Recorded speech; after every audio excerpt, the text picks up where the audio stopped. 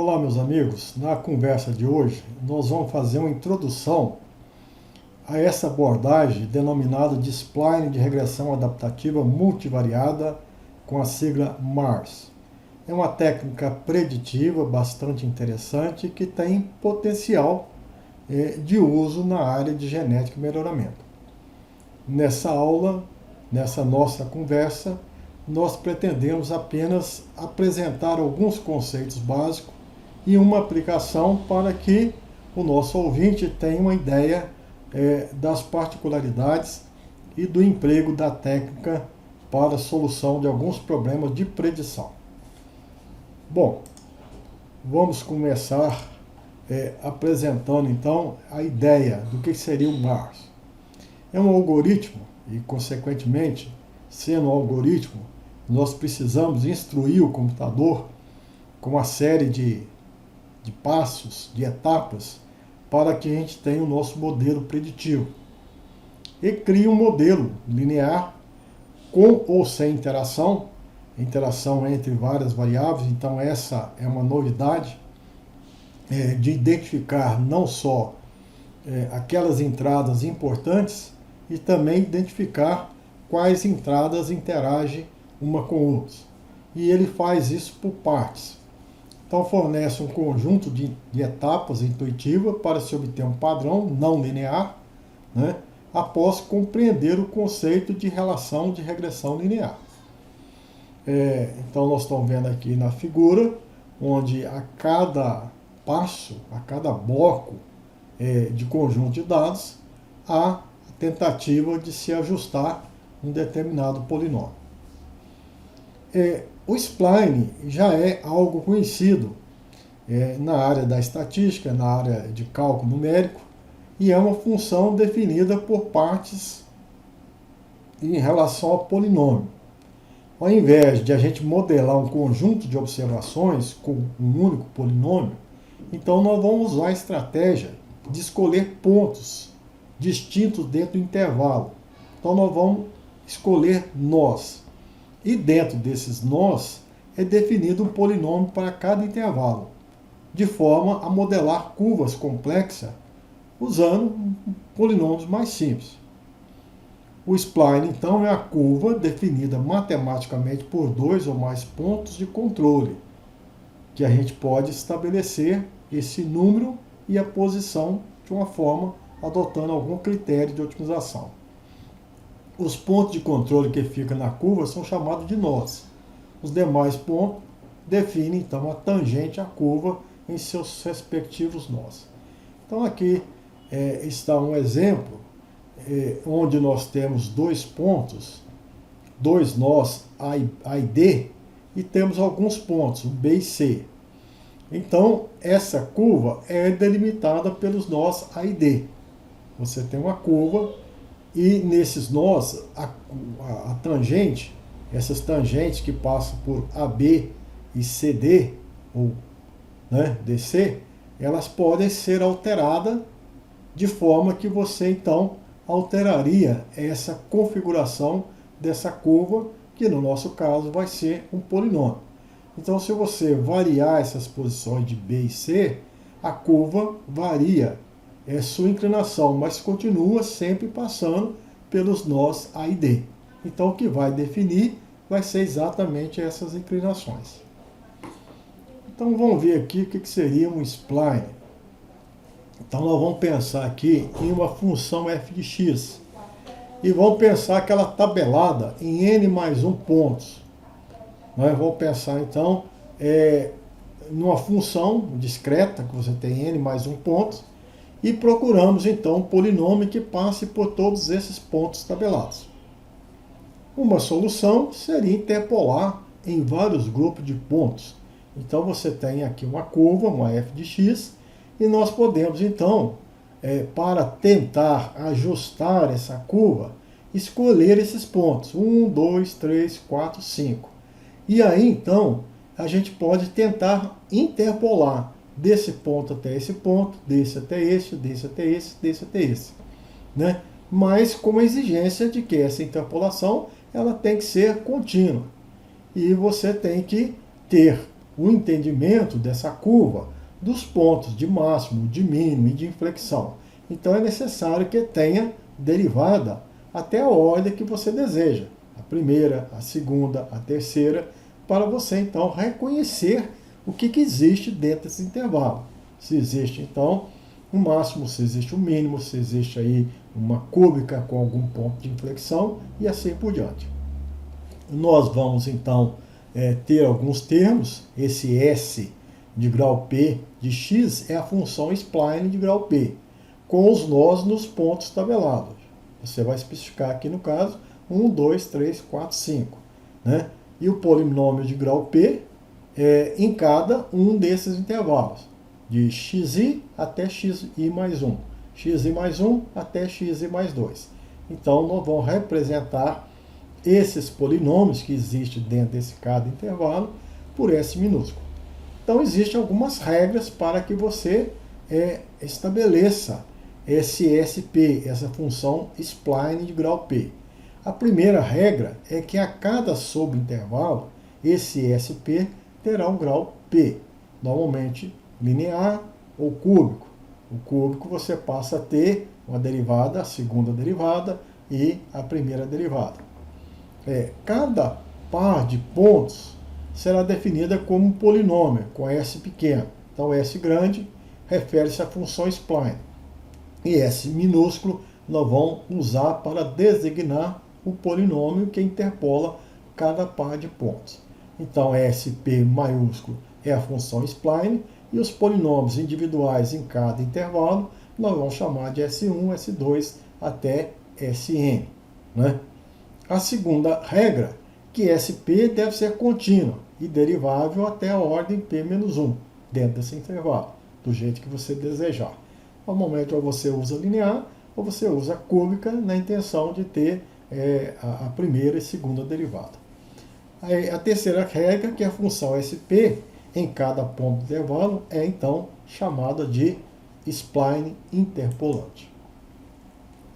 Então, esse spline linear é definido dessa forma. Você pode definir como sendo, né, a f de x menos 1, xi menos x, e assim vai. Então, nós temos essa expressão.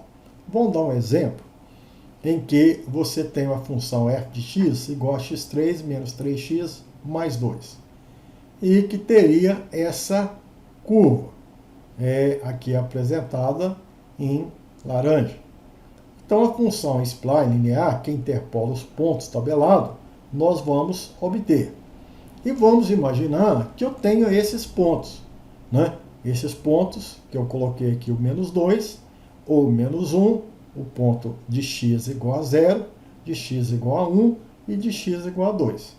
Isso provoca, quando o x é igual a menos 2, você vai ter menos 2 ao cubo, vai dar menos 8, menos 2 vezes 3, vai dar 6, né? 8 menos 6, e assim você vai, né? Então, você vai ter o valor aqui, menos 8 com mais 6, menos 2. Mais 2 vai dar o valor de 0. Então, você tem o valor da f de x. Então, veja que eu tenho aqui os valores de x e os valores de f de x. Se eu quero, então, a função spline, eu vou usar essa expressão aqui definida. Então, se eu tenho, então, 4 pontos, né, foi definido 5 pontos, eu passo a ter 4 intervalos. Então, eu vou estabelecer um polinômio S1, S2, S3, S4. Como é linear, a função spline vai ser dada para esse ponto por essa forma, né, por essa expressão. Então, basta substituir o valor de f de x0, f de menos 2 é igual a 0, x1 está sendo especificado como sendo igual, né? Aqui eu tenho de x0 até x1, o x1, esse valor de x0 igual a menos 1, esse valor igual a menos 2. Então, se eu fizer essa operação, né, eu vou encontrar esse polinômio dentro desse intervalo. Dentro desse outro intervalo, eu encontraria esse outro polinômio. Dentro desse intervalo, eu teria esse polinômio, e dentro desse intervalo, esse outro polinômio. Então aquela nossa função, né, ela passa a ter essa denotação. Vai ser denotado dessa forma. A função spline linear, ela é descrita com seus vários intervalos, no caso 4 nós dá 4 intervalos. Em cada intervalo você tem um polinômio, no caso aqui de grau linear. Nós poderíamos ter um polinômio bastante utilizado, é um polinômio cúbico.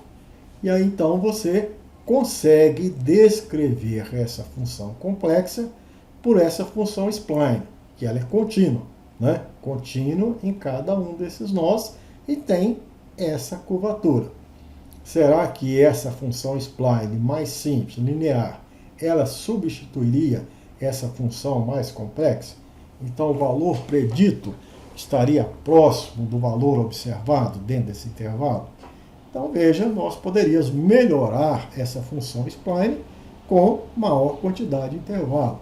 Ou melhorar usando, ao invés de um coeficiente linear, um coeficiente, por exemplo, quadrático, ou mais utilizado, o cúbico.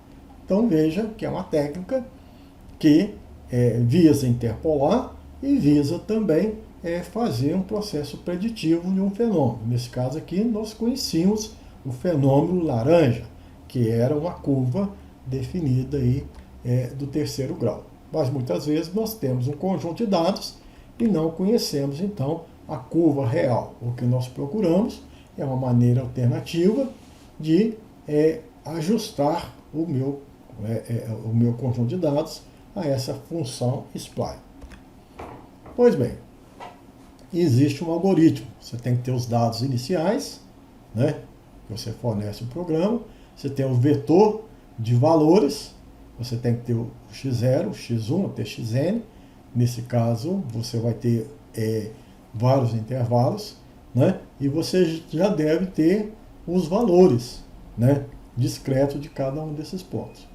Então, o valor, você vai então estabelecer um valor de x que permite avaliar, né, fazer aqui uma checagem. Então, você vai de i variando de 1 até n, vai repetir, você vai ter que achar esses valores dessas diferenças a ser usado nessa expressão, e se você quiser, e vai repetindo, se você quiser um particular valor de um ponto, né, basta você usar nessa expressão e finalizar o seu algoritmo. Bom, de maneira geral, a MARS, que é um algoritmo computacional que usa essa teoria de spline, que foi apresentada de maneira mais simples, ela tem vantagens. Ela tem maior flexibilidade para ajuste dos modelos se comparado ao modelo de regressão linear ou polinomial. Ela permite modelar comportamento atípico dos dados, o que não seria possível com apenas uma função, apenas um modelo. Então, se tem um estágio linear, quadrático, cúbico, exponencial, um único modelo não perceberia. E como você aqui está dividindo em nós, em trechos, você consegue perceber a fase linear, a fase quadrática, a fase exponencial em cada um desses trechos. Uma vez determinada a quantidade e a localização dos nós, o modelo é de fácil ajuste. O grande problema é você saber quantos nós e onde seria mais adequadamente inserido dentro do seu conjunto de dados. Podemos estender modelos lineares para capturar relacionamentos não lineares. Então, na verdade, você, por uma estratégia linear ou uma estratégia polinomial, você consegue perceber qualquer tipo de relacionamento. A desvantagem é que você pode gerar o overfit. Se você tiver muitos nós, você acaba aprendendo pequenos segmentos daquele conjunto de dados e não tem boa capacidade preditiva. Incluir mais nós que o necessário pode levar a uma piora do ajuste do modelo. Então você vai acrescentando nós na busca, mas o modelo vai piorando. Então você tem que saber quando parar e até mesmo fazer podas. E você tem que ter critério para escolher a quantidade e a localização desses dados. Bom, nós precisamos então fazer um confronto do que é uma regressão polinomial, né? Aqui nós temos uma regressão polinomial de grau D. É uma forma de regressão em que a relação entre a variável independente x e a variável independente é modelada por um modelo até o enésimo grau. Então, é comum você, às vezes, tentar ajustar um polinômio quadrático, cúbico. É incomum você colocar, principalmente em tratando de fenômeno biológico, você ter grau de polinômio acima de 3, né? Então, você normalmente tem o padrão linear, que você, ou só crescente, ou só decrescente. O padrão quadrático, você imagina ter o máximo ou ter o mínimo, dependendo da concavidade da curva. Um padrão cúbico, que você imagina ter uma taxa crescente, depois uma taxa, né, um valor crescente em taxas menores, um valor crescente em taxas maiores, alguma inflexão. Então, muitas vezes você usa o linear quadrático e cúbico por maior interpretação biológica. Então, essa é a nossa ideia da regressão polinomial, que nós vamos também transferir para a regressão função step. Né? Então, as funções step, né, o spline, divide o intervalo de x em intervalo e ajusta uma constante, né, vai ajustar uma constante diferente para cada intervalo. Que, na verdade, é quase que converter uma variável contínua em variável categórica ordenada. Então, vai fazer uma partição e você, então, vai ajustando em cada um desses intervalos. Então, nós temos aqui algumas representações gráficas. Aqui, uma equação linear, que às vezes não descreve o fenômeno. Mas você, às vezes, pode usar uma polinomial, né, de grau 2, que você teria uma parábola. Aqui você tem uma polinomial cúbica de grau 3, né, você tem uma taxa crescente, depois você cresce com a taxa, uma fase crescente com a taxa menor, uma fase crescente com a taxa maior, e aqui a função spline, a função por nó, por etapa.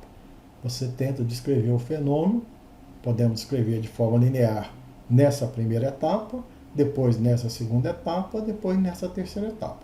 Então, e ela é contínua, dado as nossas restrições.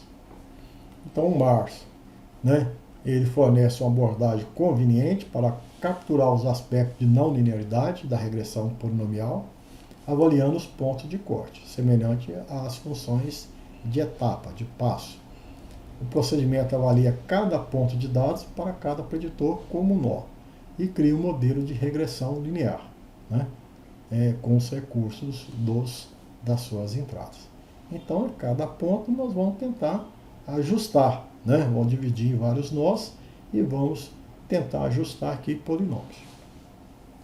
Então, o primeiro passo é procurar um ponto em toda a faixa de x que melhor descreve dois relacionamentos lineares diferentes entre x e y, que atinge o menor erro. Então, você vai ter um critério aqui que nós estamos procurando pontos para menor erro e para maior R2.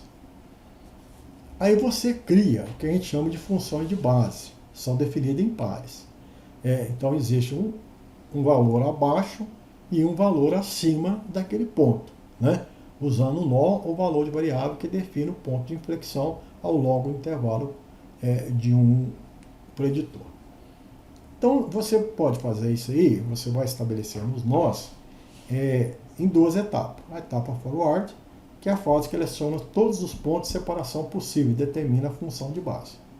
Então, a seleção de nós continua até que algum tamanho máximo do modelo seja atingido, ou até que o erro não se diminui tanto, o R2 não tem um acréscimo considerável.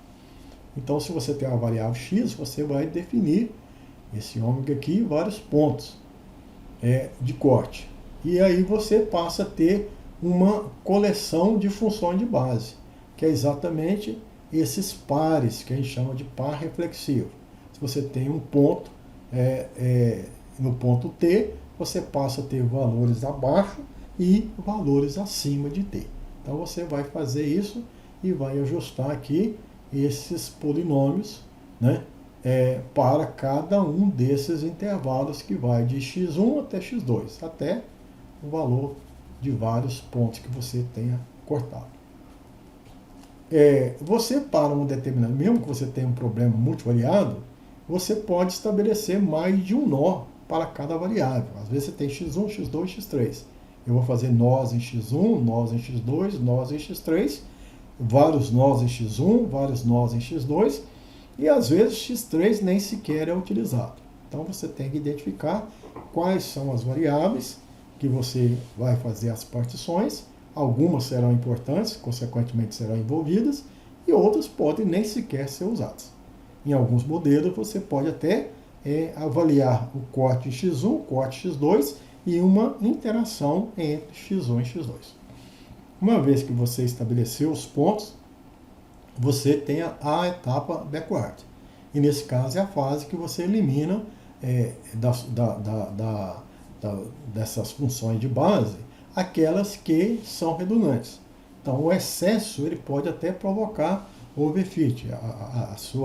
O seu modelo acaba decorando aquele conjunto de dados, o que não é interessante para fim de extrapolação. Então essa poda, essa fase backward, ela vai eliminar, né? É aplicado um processo de remoção para trás, no qual as funções básicas que contribuem menos para o ajuste do modelo são removidas progressivamente. Então você pode estabelecer um processo de remoção. Nesse estágio, uma variável preditora pode ser removida completamente do modelo, se nenhuma das suas funções básicas contribuir significativamente para o desempenho preditivo.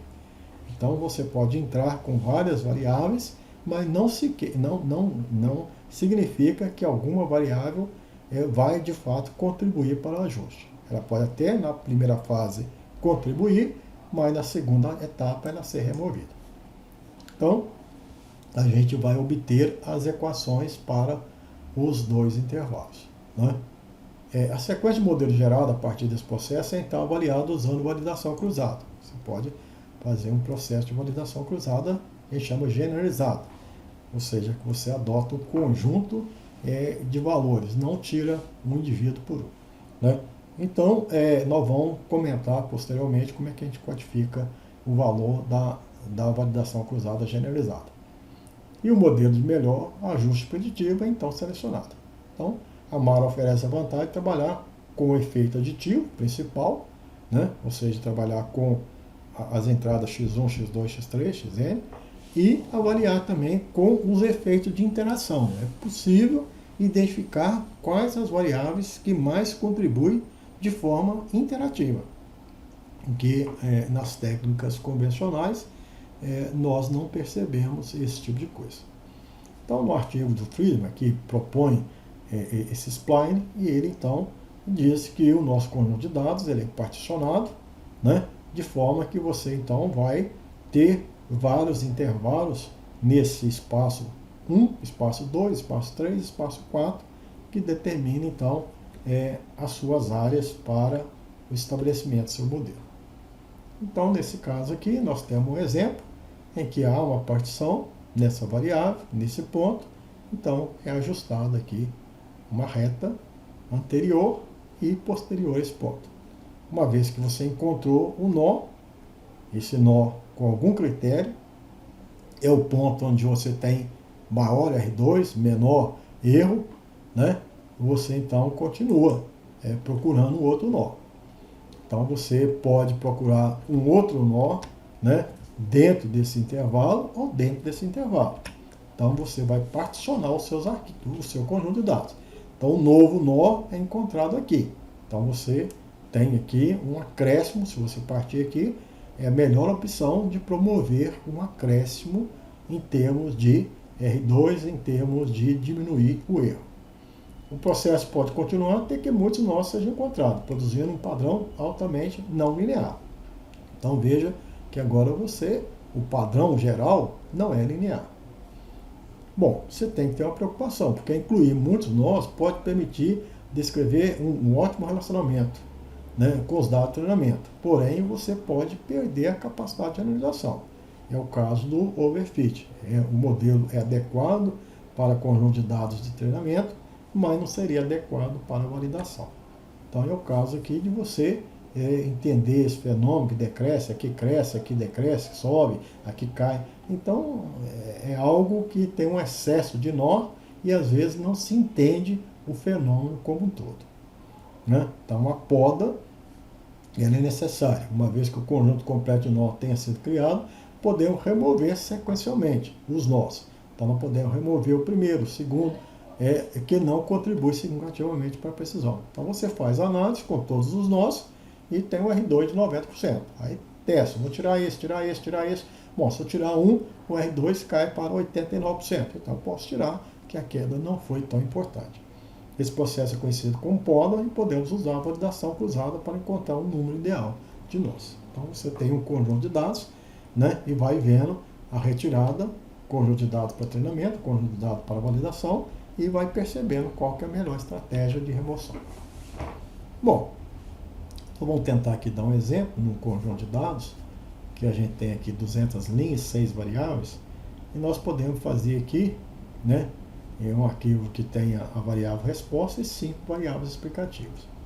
Nós estamos querendo então fazer uma regressão linear múltipla. E percebe que com essas 5 variáveis, regressões 5, nós temos até uma predição por regressão linear bastante alta, 99%. Aqui nós temos coeficientes, né? Percebemos que a variável x3 e a variável x5 são as mais importantes, digamos assim, nesse procedimento, mas a gente pode fazer de uma maneira mais evidente usando a regressão stepwise, onde existe aí probabilidade de entrada, probabilidade de saída, onde você vai checando por meio de regressões, por meio de correlação simples, por meio de correlação parcial, a possibilidade de entrar, né, variáveis, e por meio de um teste F, com a probabilidade que você especificou de entrada e saída, de remover algumas variáveis do modelo. Então esse modelo é interessante, você começa com as 5 entradas, e ele, por essa avaliação, ele faz então tipo de uma poda, ou seja, chega ao modelo final dizendo para você que o importante, o que é significativo, é x3 e x5, com R2 também de 98, 99%. Então veja que não é necessário avaliar 5 variáveis preditoras para se ter um valor de predição na variável y resposta. É apenas 2, dá o mesmo R2, né, e dá um erro semelhante àquilo que se tem com 5 variáveis. Bom, esse é um caso bastante simples. A gente percebe algo interessante, que x3 e x5 são importantes, apesar de que x3, no conjunto de dados total, explica menos do que 1%. Mas x3 e x5 juntas, né? Então x3 menos do que 1%, x5 apenas 43%, mais x3 e x5 dá um 98%. Isso nos ensina de que a combinação de variáveis é importante por captar fenômenos diferentes, em trecho diferente da sua curva de comportamento. Então isso que precisa ser identificado, ou dentro da regressão linear múltipla, ou usando técnicas como a técnica do Marsh, né? Então nós vamos aqui discutir os nossos dados e apenas ilustrar como que seria essa análise, né? Então se a gente pensar aqui no arquivo, vamos chamar aqui o programa Gênesis, você então tem lá no procedimento de inteligência computacional a opção de Marsh, e aqui podemos considerar uma entrada, apenas para ilustrar. Nós entramos com o nosso conjunto de dados, né? Aqui, esse conjunto de dados, se a gente visualizasse, ele tem a primeira coluna variável y e as demais colunas x1, x2, x3, x4 e x5. Tá certo? Eu posso então especificar qual que é a variável dependente, a variável resposta, que é a primeira, ocupa a primeira coluna, se eu vou ter interação ou não, tá certo? E a porcentagem que eu vou destinar para treinamento e para validação aqui, 80%. Somente isso, e eu vou fazer a minha análise e ele vai liberar resultados, né? Então os resultados são liberados dessa forma, onde eu tenho algumas informações, né, da fase de treinamento, validação, né? E eu tenho aqui alguns coeficientes que a gente vai interpretar. Também alguma saída gráfica, é possível se obter alguns gráficos, né, de importância, de predição e várias informações relevantes. Pois bem, mas então essa seria a maneira de obter resultados. Mas aqui nós fizemos uma primeira análise, onde a gente então colocou apenas a variável y e a variável x5.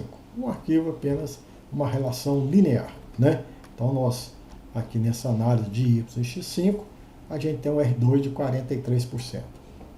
Né?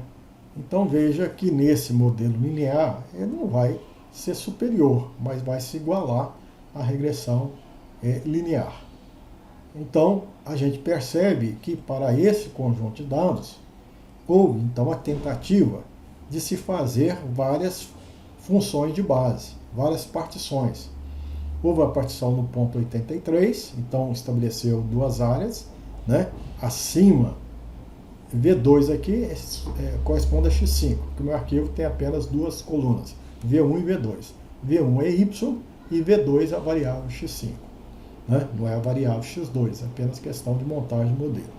Então a primeira partição no ponto 83, a segunda partição no ponto 91, a terceira no ponto 111, a quarta no 102, no 114 e assim vai. Então, esses aqui são os termos que ele tentou na busca de um maior R2 até um determinado limite, até um determinado tamanho, até quando o R2 não acrescentar tanto no seu modelo. Posteriormente, num procedimento de poda, ele percebe que os termos selecionados é apenas o primeiro, o segundo e o terceiro. Então, ele vai excluir essas outras possibilidades. Então, no total de termo de 1, 2, 3, 4, 5, 6, 7, 8, 9, 10, 11, 12, ele selecionou 3. Então, de 12 termos, ele vai dizer que selecionou apenas esse 3. Então, veja, no meu conjunto de dados de x, que variava de 68 a 114, ele vai indicando partições. A cada etapa, ele vai tentando fazer a primeira partição, esse aqui é o primeiro termo, o segundo, depois esse aqui ele parte, esse termo aqui, na verdade, ele é decomposto, então ele poderia fazer análise com vários conjuntos de dados. Mas ele percebe que, às vezes, esse conjunto aqui não acrescenta nada em R2, esse conjunto não acrescenta. Então, pode se remover. Então, ele chega ao final, né, dizendo que ele selecionou 3 daqueles 12 termos. Só existe uma variável preditora. Então, existem alguns termos de condição, tá certo? E nesse caso aqui foi alcançado o tamanho 21, ou seja, o número máximo de termos do modelo antes da poda. Então, chegou o número máximo, que era 21, ele parou. Bom, e aqui ele libera uma série de informações de qualidade, né? Então, esse aqui é o seu modelo para cada trecho e tem essas informações. O que são essas informações? Se você tiver o y observado e o y predito, você vai obter uma correlação de 0,66. O quadrado dessa correlação dá 0,4407, que é exatamente esse R2, que chama R2 generalizado, tá certo? Dá o 0,44, esse R2 quadrático aqui. E esse R2 aqui, generalizado, é o R2 ajustado. É um termo que você corrige para o aumento de número de variáveis, né? Então, mas esse R2 aqui é igual a esse R2. E aqui você tem este valor do erro quadrático, ou do resíduo, cujo valor ao quadrado, aqui é a raiz do erro quadrático, vai dar exatamente esse resíduo aqui.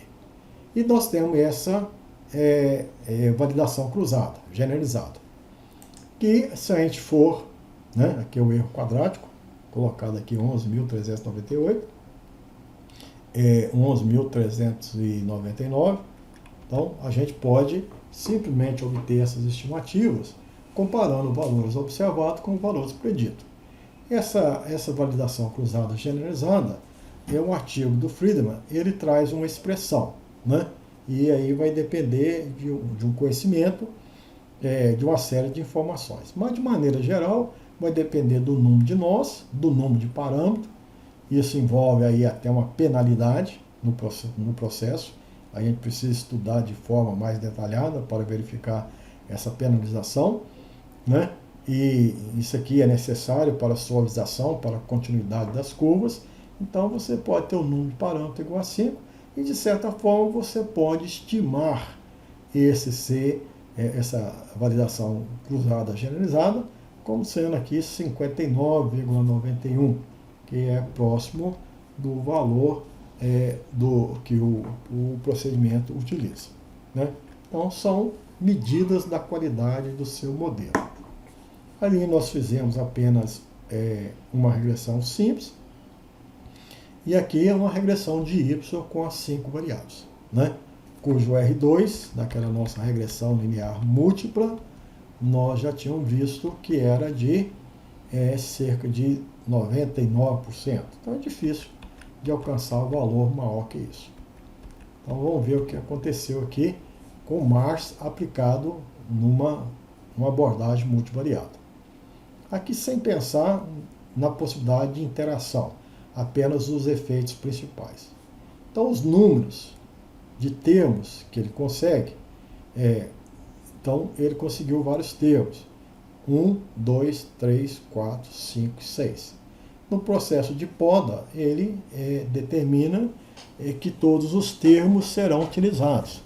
E verifica aqui os pontos de corte. Aqui o intercepto é 0, em x5 cortou em 81, acima, aqui abaixo, para a variável x5, depois ele foi na variável x3, depois abaixo e acima da variável x3, que foi codificado como sendo v4, e posteriormente na variável x5, que é codificado como v6. Então, tem esses termos selecionados. Essa aqui seria a equação de predição, esse aqui é o gráfico, né, para valores que foram observados e os pontinhos vermelhos e os preditos. Então, ele selecionou 6 termos, mas usou apenas 2 das 5 preditores. Ele usou o preditor V6 e não usou V5 e usou V4, que corresponde a X3 e X5, né? Que aqui no R considera V1Y. Então é só fazer a analogia aqui. Então veja que apesar de eu ter entrado com V2, V3, V4, V5 e V6, apenas V4 e V6, que corresponde a X3 e X5, foram utilizados no modelo de predição. Então algumas não foram incluídas. Aqui a qualidade do ajuste, veja que nós temos o R2, que é o R2 não ajustado, também de 99%. Aqui o valor desse validação cruzada generalizada, quanto menor, melhor é. Aqui o erro quadrático, 82,58. Então, se você obter essas estatísticas com valores observados e valores preditos, você obtém todas essas estatísticas, exceto o validação cruzada, que a gente tem que usar uma expressão para calcular. A importância das variáveis ele também fornece. Nesse caso, apenas a importância revelou a importância de V6 e V4, que corresponde a X5 e X3. E ele tem, então, 3 critérios para julgar a importância. Então, ele vai a quantidade de subgrupos, né, que a variável participa, o valor da raiz quadrada desse CVG, de validação cruzada generalizada, e a raiz quadrada desse erro associado aí ao resíduo. Então, ele coloca o menor valor como sendo 100 e os demais proporcionais. Então, nós temos aqui, lá no pacote do R, os critérios para estimar a importância da variável no procedimento MARS. Então, usa o critério número de subgrupos, né? O número de subgrupos, o critério RSS e o critério GCV, validação cruzada generalizada, que depois vocês podem olhar com mais atenção. Aqui o ajuste do modelo com interação, você especifica grau 2, então além da importância das variáveis, você verifica a importância de interação de duas variáveis, né? Então veja que há uma interação entre V4 e V6, nesse e no par reflexivo, né? Acima, e aqui o valor acima, aqui abaixo o valor acima. Então você tem todos os termos selecionados e a inclusão aí de um componente de interação que certamente vai melhorar o nosso modelo a 99,82%. Né? Dizendo aí que é igualmente eficiente. A importância das variáveis, nesse caso aqui, de V6 e V2, também deu um resultado bastante semelhante. Por fim, apenas para comparar com as demais técnicas utilizadas nesse nosso curso, nós vamos usar o spline para resolver um problema de predição de valor genético, onde nós temos aí várias variáveis resposta, foram avaliadas cerca de 9 variáveis, interessando apenas a variável V7, V8 e V9, e um conjunto de marcador molecular. Então, é a predição de valor genético. Nós vamos comparar a acurácia seletiva e preditiva por diferentes técnicas. Nós temos a população F2, 2.000 indivíduos. O arquivo foi partido em treinamento e validação de informações fenotípicas com 9 variáveis, 1.600 indivíduos. Nova variável vai interessar apenas a variável 7, 8 e 9, que tem essas características de manifestar a dominância completa, tem epistasia entre os seus locos e tem a herdabilidade de 30%, 50% e 80%. Temos o arquivo fenotípico, o arquivo genotípico, já foi trabalhado, e para validação, 20% daquelas 2.000 indivíduos. Né? Nós sabemos que a genotipagem foi feita numa população de uma espécie diploide com 2N igual a 2X igual a 20. Então existia 10 grupos de ligação, mas apenas 8 contribuía com locus controlador da característica. Do primeiro até o oitavo, nós tínhamos aí 4 marcadores que, na verdade, eram os genes controlador da característica, 4 por cada grupo de ligação, fazendo um total de 32 locos controladores com igual importância, uma distribuição uniforme. Foram espaçados em 2 centimorgos e nós aplicamos a técnica. A primeira técnica é a técnica de RR-BLOP. Nós conseguimos um resultado bastante satisfatório e conseguimos um resultado de identificação dos marcadores mais importantes. De fato, foi identificado, mas ela, na relação dos, digamos, 54 mais importantes, esses 4 configuravam em grupo de ligação, que era o 8, o 9 e o 10, que sabidamente trata-se de uma informação falsa. E esses marcadores não interferem na característica diretamente e nem indiretamente por algum desequilíbrio, porque pertence a cromossomo diferente, e nesse caso, se tratando de um F2, o desequilíbrio é proporcionado pela ligação fatorial. Então, não existindo ligação fatorial, e esses marcadores não são interessantes. Mas foram apontados como sendo. Isso é uma falha da metodologia para essa característica V9, né? Então, a gente poderia interpretar outras características. Mas obteve aí um resultado de predição, né? Em termos de R2, que mede a capacidade seletiva, acurácia seletiva, em termos de erro quadrático, que mede a capacidade preditiva, de uma forma satisfatória, né? Crescente em relação à herdabilidade da característica. O erro aqui decrescente em relação à herdabilidade característica. Nós apresentamos aqui um outro procedimento alternativo, que é a rede de base radial, que, comparando em termos de validação, aqui 19 para V7, aqui 22, superior. 25 para V8, aqui 31, superior. 44, aqui 53. Dizendo que a rede baseal era uma alternativa interessante no processo de predição. Também nós vimos aqui os marcadores mais importantes, os 50, apenas um foi considerado importante e, na verdade, pertencia a um grupo de ligação que não era interessante.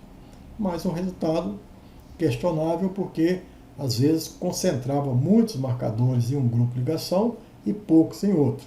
A gente sabia que quatro marcadores em cada grupo de ligação seria importante. Então, nesse contexto, a técnica do RR-BLOP, ela foi mais equilibrada, ou nem tanto, né? Algumas vezes muitos marcadores, outras vezes menos marcadores. Pois bem, a técnica de percepto multicamada, nós tentamos aqui avaliar, né, usando o Trainer LM com 2 camadas, foi feita uma busca, e nós percebemos então que o ovo R2 é um pouco menor, né, ou equivalente em termos de predição, que nós vamos ver o resultado comparativo à frente. E, posteriormente, agora, nós estamos apresentando a técnica do Mars. Então, como é que nós vamos fazer isso aí? Nós vamos no aplicativo computacional, inteligência computacional, Mars. Aqui nós temos 2 entradas com 4 arquivos. Um arquivo de treinamento que tem informação fenotípica. Um arquivo de treinamento que tem informação genotípica, né? Um arquivo de validação fenotípico, de validação com as informações fenotípicas. Um arquivo de validação com as informações genotípicas. Então, aqui nós estamos marcando com T, treinamento, com V, validação. O arquivo resposta fenotípico tem 9 variáveis. Nós estamos trabalhando apenas com a variável V9, V8 e V7. E ele tem aqui 1.600 linhas. E o arquivo genotípico, ele tem também 1.600 linhas e tem 510 marcadores, 51 marcador para cada grupo de ligação. Desses 510, apenas 32 são importantes para o controle gênico da característica. Esses 32 manifestam epistasia, né, tem dominância completa e tudo mais. Aqui a variável a ser analisada, nós colocamos aqui a V9, a V8, a V7, a quantidade de grupo a fim de validação cruzada, e se o modelo vai contemplar a interação ou não. Então, se eu colocar 2, vai contemplar a interação. Se eu colocar 1, é apenas o modelo aditivo. Vou clicar em processar, e aí o procedimento vai processar, vai chamar o R, e nós vamos ter o resultado. Isso aqui vai ser um pouquinho demorado, não interessa, a gente vai então partir para os resultados já compilados aqui. Então, no caso da análise sem interação, ele descreveu cerca de 21 termos, né, e tomou apenas 18 desses termos, né, e de 510 ele considerou 10 importantes, né? Nós sabemos que esse problema é porque a gente tinha 32 marcadores importantes desses 510. Ele tomou apenas 10 e lista aqui, ó, 1, 2, 3, 4, 5, 6, 7, 8, 9, 10. Felizmente ele pegou um marcador importante de cada grupo de ligação, né? Então ele pegou 32, pegou 71, pegou 128, pegou 174, 220, 269, 293, aqui o 329 e aqui o 380. Veja que ele não pegou da extremidade, ele pega mais ou menos do meio, indicando aí que ele conseguiu captar os demais por desequilíbrio. Ele usou um processo a condição de terminalização, de finalização, que o R2 alterasse menos do que 0,001. Isso ele conseguiu no termo 21. Então, por isso que ele escolheu o 21 termo. No processo backward, ele eliminou alguns termos e permaneceu com 18. Essa aqui é a importância deles, que nós listamos. E aqui, nós então estamos listando o intercepto e mais os 17 termos, para fazer então 18. E aí nós temos então o valor do R2 e o R2 ajustado, né? E a gente pode gerar o erro quadrático. Aqui a importância das variáveis, por esses 3 critérios, nós reconhecemos então quais são os marcadores mais importantes. O ajuste com interação, com a possibilidade de interação, isso é importante porque nesse exemplo existia interação epistática. E ele revelou que de 61 termos, ele está considerando agora 41, né, incluindo os componentes de interação. E ele identifica, tem um resultado bem equilibrado, ou seja, ele consegue ele não informou que marcadores que pertenciam a grupo ligação 9 e 10, não há nenhum listado. Isso é um dado interessante, né? Porque de fato são falsos, e consegue identificar aqui as informações importantes dentro de cada grupo de ligação, bastante equilibrado. Ou seja, tem 2, 3 marcadores desses 4 possíveis. Algumas interações são reveladas, né? E aqui está a eficiência do modelo. A importância, né?